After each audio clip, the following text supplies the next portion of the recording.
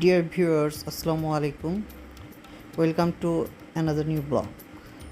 আজকে গিয়েছিলাম রূপসাগর পার্ক, যেটা কুমিল্লা ক্যান্টনমেন্টে অবস্থিত। ওইটা একটা শর্ট ট্যুর ছিল আমার জন্য। আমি একটা সোলো ট্যুর দিয়েছিলাম, যেটাকে একটু মাইন্ড রিফ্রেশিংয়ের জন্য। তো গিয়েছিলাম অ্যারাউন্ড 4টার বাজে। তো গিয়ে ফার্স্ট টিকিট কাটলাম। টিকিটের মূল্য ছিল 100 টাকা করে, যেটা অনেকটাই বেশি মনে হচ্ছে আমার কাছে।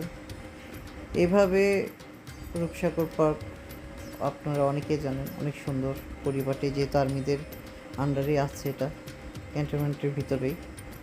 তো এখানে পরিপাটি সব কিছু আছে, রাস্তাঘাট থেকে শুরু করে সব কিছু।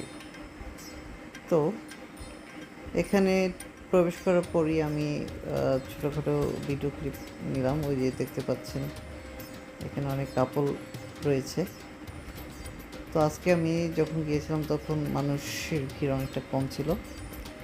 তো আমি 4-5টা মোটামুটি ঘুরেছিলাম। কিছু কাপল তো থাকবেই, রূপসাগর পার্ক যেহেতু। পরিবেশটা বেশ ভালো, অনেক সুন্দর, অনেকগুলো ফুল আর ফুটে আছে। আর যেটা মেন আকর্ষণ, ঘোরার যেই ঝর্ণাটা আছে, ফোয়ারাটা আছে, ওইটাই হচ্ছে কি আমাদের রূপসাগর পার্কের মূল আকর্ষণ। আর এখানে একটা রেস্টুরেন্ট আছে, যেটা অনেকটা জাহাজে ককপিট শেপ। তো এখন আমি ওইখানে যাচ্ছি। তো রূপসাগর এটা একটা কুমিল্লার মধ্যে অন্যতম একটি ভালো পর্যটন কেন্দ্র। তো যদিও এটা ক্যান্টনমেন্টের ভিতরে আছে, অনেকে হয়তো বা চিনে না বা কীভাবে আসে এটা বলতে পারে না, বা জানে না বিয়ে এখানে আসতে পারছে না। তো এটা হচ্ছে আমাদের ঢাকা চট্টগ্রাম যাওয়ার অভিমুখে ক্যান্টনমেন্টের ঢুকতে পড়ে আর কি এটা। তো এখানে রেস্টুরেন্টের উপরে যখন যাচ্ছিলাম তখন এখানে অনেক টেরাকোটার নিদর্শন দেখলাম। মানে এখানে টাইলস, বাট এগুলোর ডিজাইনগুলো অনেক সুন্দর, অনেক কিছু এখানে ফুটিয়ে তোলা হয়েছে, আপনারা ভালো করে দেখতে পারেন পজ করে।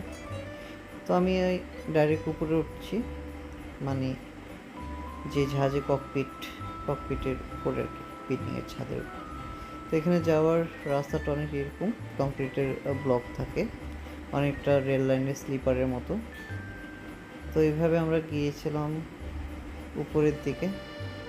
এখন আমি উপর থেকে, মানে জাহাজের যে জাহাজ শেপের যে রেস্টুরেন্ট আছে ওইটার উপর থেকে ভিউটা দেখতে কেমন হয় সেটা আপনাদের মাঝে উপস্থাপন করব। উপরে কিছু পানি জমে আছে, বৃষ্টি হয়তো হয়েছিল গত রাতে।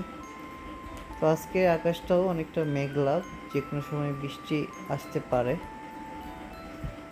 তো আমি তো ভয়েস ওভার করে দিচ্ছি, বৃষ্টি অলরেডি হয়ে গিয়েছিল এবং অনেকটা ভিজে গিয়েছিলাম।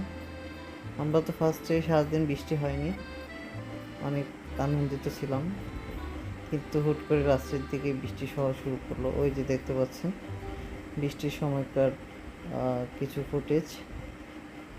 এক পরিবার ওই যে মাঝখানে যখন ছিল তখনই বৃষ্টিটা পড়া শুরু করেছে। তো তাদের কী অবস্থা এটা আমি একটু ভিডিও করছিলাম। আমি বেঞ্চে বসেছিলাম, ছাতা ছিল যেহেতু, তো এতটা সমস্যা হয়নি। তো ওনাদের অবস্থাগুলো পর্যবেক্ষণ করছিলাম, তাতে কী অবস্থা। তারা নিজেদেরকে সেফ রাখার জন্য লাইফ গার্ড যেটা আছে এটা মাথায় দিয়ে রাখছিল। তো প্রচণ্ড বৃষ্টি হয়েছিল, সারাদিন ছিল রোদ।